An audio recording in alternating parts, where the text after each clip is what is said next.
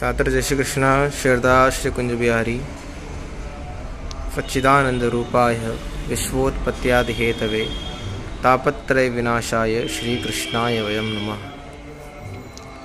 हम हैं निमिषरण महातीर्थ में। बड़ी पावन महास्थली है, महातीर्थ है। आज वहीं दर्शन करने को जा रहे हैं। आप सभी को भी आनंद पूर्वक यहाँ के अनेकों विशेष मंदिरों के दर्शन, चक्रतीर्थ के दर्शन, माँ ललिता देवी के दर्शन हम लोग करेंगे और साथ ही साथ आपको बताते भी जाएंगे कि यहाँ की क्या महत्वता है, क्या महानता है, क्यों यह सिद्धपीठ है, क्यों महातीर्थ है। तो चलें।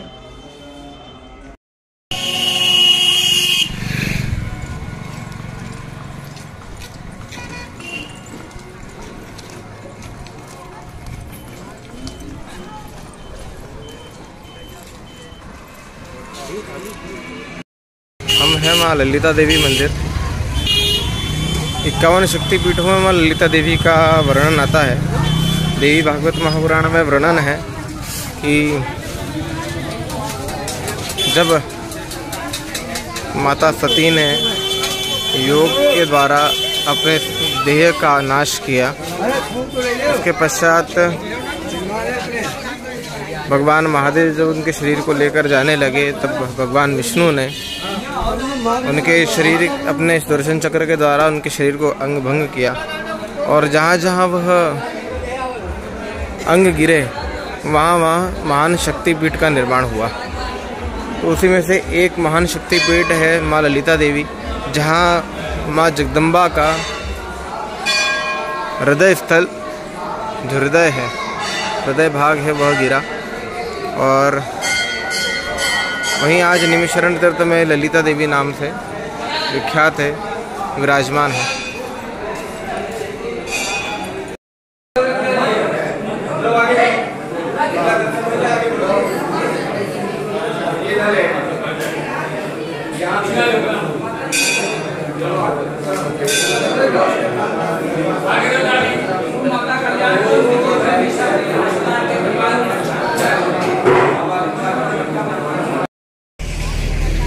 अभी हम लोग जा रहे हैं चक्रकुंड की ओर और ये परिक्रमा मार्ग है जहाँ 84 कोस की परिक्रमा होती है। और 84 कोस की परिक्रमा क्यों होती है, उसका भी बड़ा कारण है। इसके 3 से 4 कारण कहे गए हैं, मैं एक एक करके आपको बताता जाऊँगा बीच बीच में। पहला कारण तो यह है कि यह 84 कोस जो है वो हमारी 84 लाख योनियों को प्रदर्शित करता है कि एक एक कोस की यात्रा आपके एक एक जन्म की पापों को नाश कर और आपको उस योनि से मोक्ष प्रदान करती है, मुक्ति प्रदान करती है। तो 84 लाख योनियों का जो भार है भगवान इस 84 कोस की यात्रा में पूर्ण करवाते हैं। अब वो पूर्ण कैसे होती है, उसका यह कारण है कि यहाँ पर अनेक देवी देवता विराजमान हैं। अनेक अर्थात जितने भी देवी देवता, 33 कोटि देवताओं और जितने भी करोड़ तीर्थ हैं, वह सभी यहाँ विराजमान हैं, विद्यमान हैं। इस कारण से उनके दर्शन कर व्यक्ति को मोक्ष की प्राप्ति होती है। तो आइए हम चलते हैं चक्रकुंड की ओर।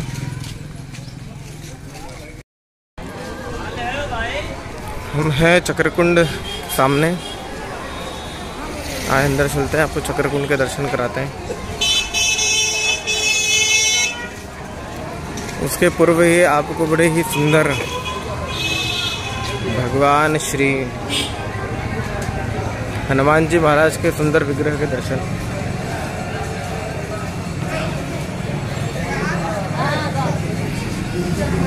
सिया राम मैं सब जगह जानी, करो प्रणाम जोई जुग पानी।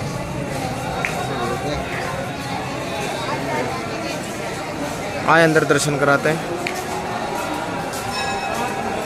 आज आपको बड़ी थोड़ी शांति लग रही होगी, इतनी भीड़ नहीं है। ये तो सामान्य है। यहाँ पर आपको अथाह भीड़ के दर्शन तो कल और परसों से होना शुरू होंगे।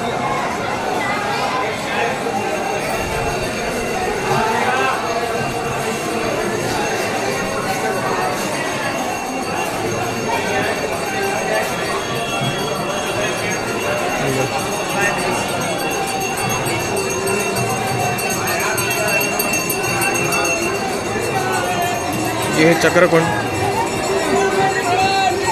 यहीं पर भगवान नारायण की चक्र की नेमी गिरी थी, नेमी का स्पर्श हुआ था। और अन्य कथाएं भी हैं, अन्य कल्प की अन्य कथाएं हैं यहाँ की, वो सभी को आपको उसका श्रवण करवाऊँगा।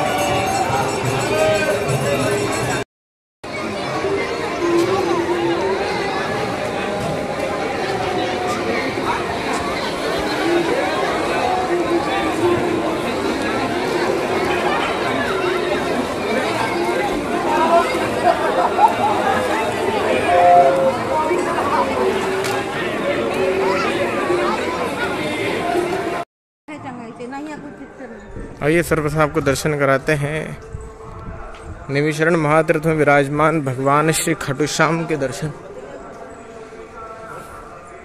वर्तमान समय में विराजमान हुआ है।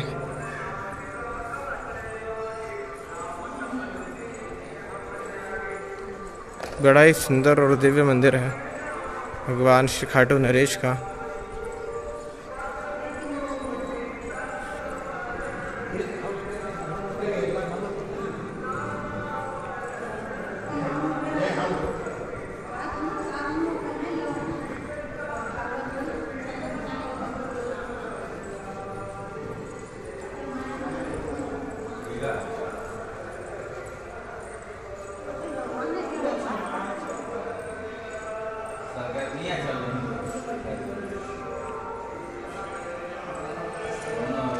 आए आपको अंदर से दर्शन कराते हैं। सामने से जाइए, सत्यनारायण भगवान प्रसादी लेके ऊपर जाइए।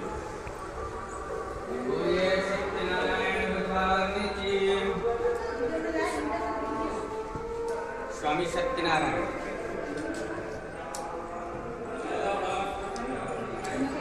भैया इधर उनके तरफ जाओ, पहले इधर प्रणाम करो। आ जाओ महाराज श्री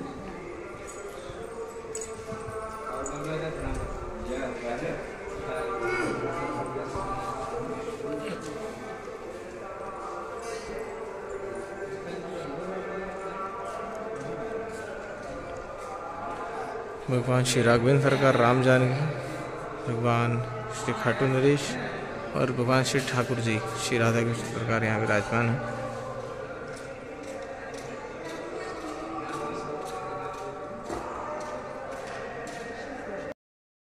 यह है पांडव और भगवान श्री ठाकुर जी और श्री द्रौपदी जी का मंदिर। यहाँ पर पांडवों ने भगवान श्री हनुमान जी महाराज के दर्शन किए हैं। यहीं पर रहकर 12 वर्ष तक तपस्या की है और उसके बाद ही स्वर्गारोहण के लिए यहाँ से चले हैं। सोमवती अमावस्या के स्नान के लिए 12 वर्ष तक यहाँ तपस्या करते रहे पांडव। जब यहाँ पर सोमवती अमावस्या नहीं आई पूरे 12 वर्ष में, तो पांडवों के द्वारा श्राप दिया गया अमावस्या को कि कलयुग में तुम बार बार अर्थात वर्ष में कई बार सोमवती अमावस्या आएगी, जिसमें अनेक अनेक जन ऋषिगण महात्मा आदि सब दर्शन करेंगे और स्नान कर कर मोक्ष की प्राप्ति करेंगे। तो यहीं पर 12 वर्ष तक यहाँ पर पांडवों ने साधना की है, तपस्या की है। अब चलते हनुमानगढ़ी में श्री हनुमान जी के दर्शन करने, जो बड़े ही प्रसिद्ध हैं और दक्षिणेश्वर हनुमान के नाम से प्रसिद्ध हैं। हनुमानगढ़ी बड़ा ही प्रसिद्ध स्थान है और यहाँ पर जो हनुमान जी का जो नाम वर्णन किया गया है वो दक्षिणेश्वर हनुमान किया गया है, क्योंकि यहाँ भगवान हनुमान जी महाराज दक्षिण मुखी होकर विराजमान है।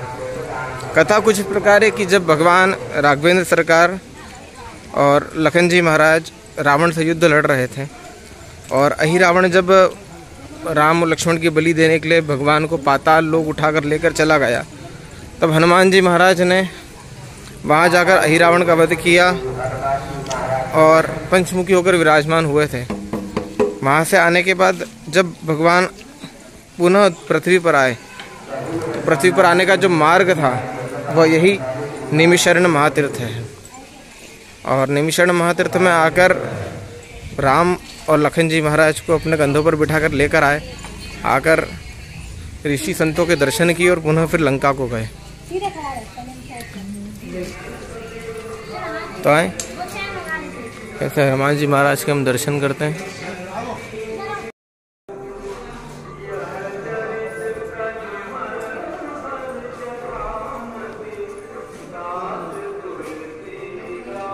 हनुमानगढ़ी विराजमान श्री भगवान श्री हनुमान देव।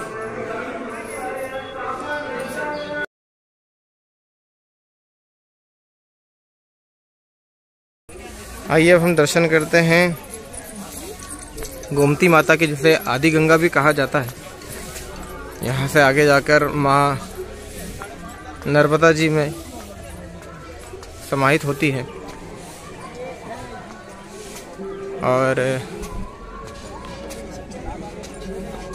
नैमिषारण्य तीर्थ वो तीर्थ है जहाँ पर भगवान राघवेंद्र सरकार ने स्वयं आकर गोमती नदी में स्नान किया, अपने बाण का स्नान करवाया और ब्रह्म हत्या से मुक्त हुए। तो संसार में ब्रह्म हत्या से मुक्त करने वाली यदि कोई नदी है तो वो मात्र दो ही है। सर्वप्रथम जिस क्षेत्र से हम लोग आते हैं, मालवा निमाड़ क्षेत्र, जहाँ पतित पावनी माँ नर्मदा जी विराजमान है, जिन्हें आशीर्वाद है कि उनके स्नान मात्र से ब्रह्म हत्या का दोष का निवारण होता है, जिनके दर्शन मात्र से सभी कामनाओं की पूर्ति होती, सभी पापों का क्षय होता है। ऐसी माँ नर्मदा जी, माँ रेवा जी और दूसरी आदि गंगा श्री गोमती मैया, इनके दर्शन से और इसमें स्नान करने से मनुष्य ब्रह्म हत्या के दोष से निवारण पाता है, निवृत्ति पाता है।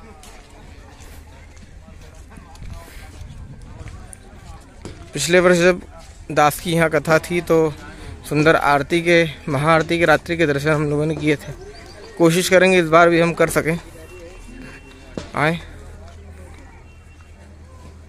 एक दो वर्ष के अंदर बहुत सी चीज़ें बदल गई है, मगर नहीं बदला है तो यहाँ का महत्व, यहाँ की भक्ति, यहाँ का प्रेम और यहाँ की साधना।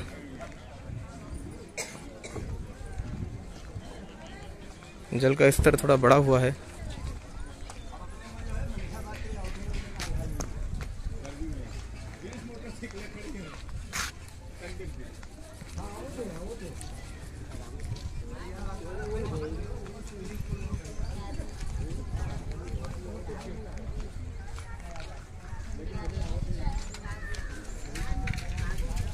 गोमती नदी, गोमती मैया महानदियों में से एक है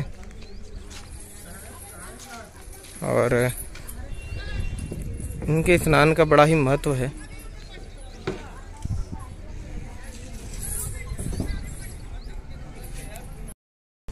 तो अब हम आ गए हैं सुखदेव टीला, जहाँ नैमिषारण्य तीर्थ के सबसे बड़े स्वरूप, भगवान विष्णु जी के सबसे बड़े स्वरूप को विराजमान किया गया है। और बड़ी सुंदर यहाँ भगवान विष्णु जी की स्वरूप विराजमान है।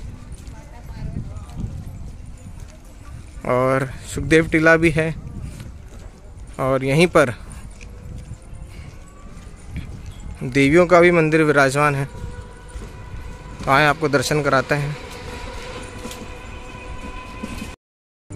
हम हैं श्री त्रिशक्ति धाम, आंध्रा आश्रम जिसे कहा जाता है।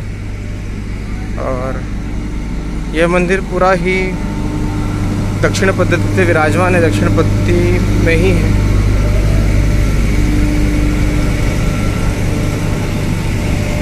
और बहुत ही सुंदर मंदिर प्रांगण विराजमान है।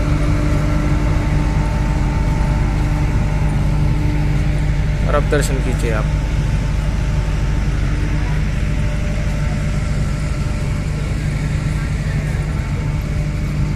भगवान विष्णु शंख चक्र गदा पद्म लेकर यहाँ विराजमान है।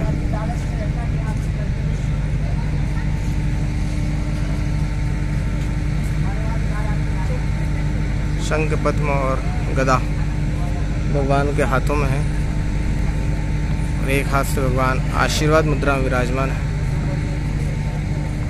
आए अंदर की ओर।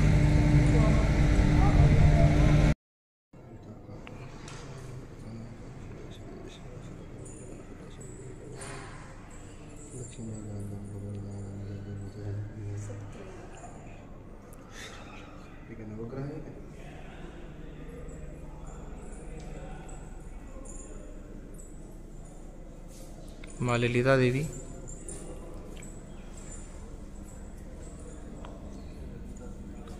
श्री वेद व्यास जी,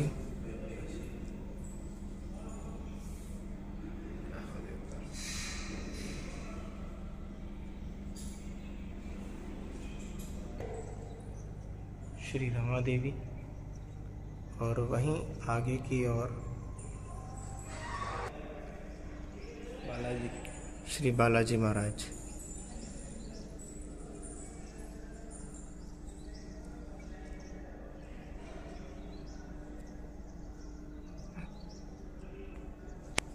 इसके बाद ही हम भी ऊपर के दर्शन कराएंगे और उसके बाद एक बड़ा ही दिव्य स्वरूप आपको दर्शन कराएंगे जो शायद तक कहीं नहीं हो सकता है।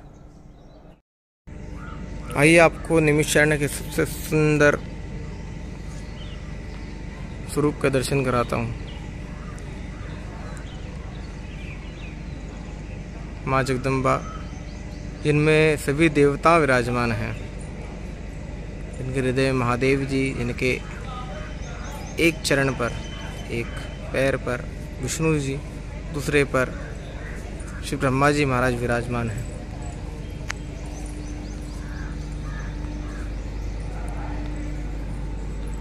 ये जिनके आप दर्शन कर रहे हैं, यह मैया की सिद्धियों में से एक हैं श्री धूमावती देवी।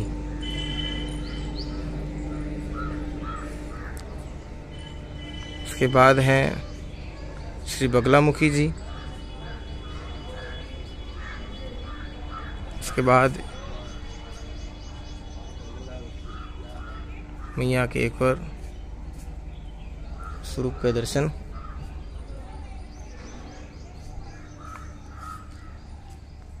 श्री तारा देवी जी।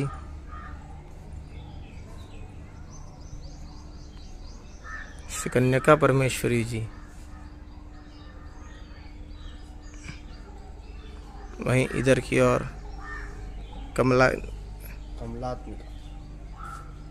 कमलात्मिका देवी,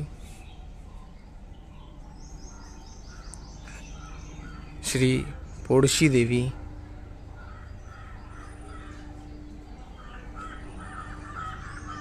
श्री भुवनेश्वरी देवी,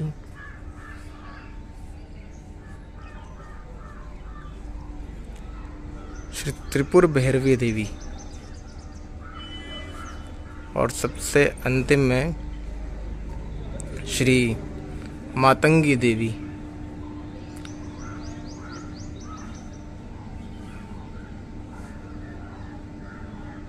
दस महाविद्याओं के दर्शन यहाँ पर आप कर रहे हैं और यहाँ पर सुंदर माँ जगदम्बा का स्वरूप। आइए आपको ऊपर लेके चलते हैं। अब आप दर्शन कर रहे हैं त्रिपुर सुंदरी के।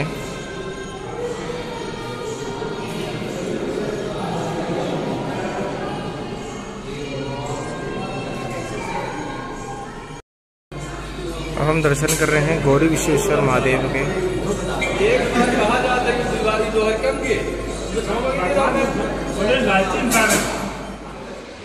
कथा की तैयारियां आरंभ हो चुकी है, पांडाल भी लग चुका है और मंडल आदि का निर्माण आरंभ हो चुका है।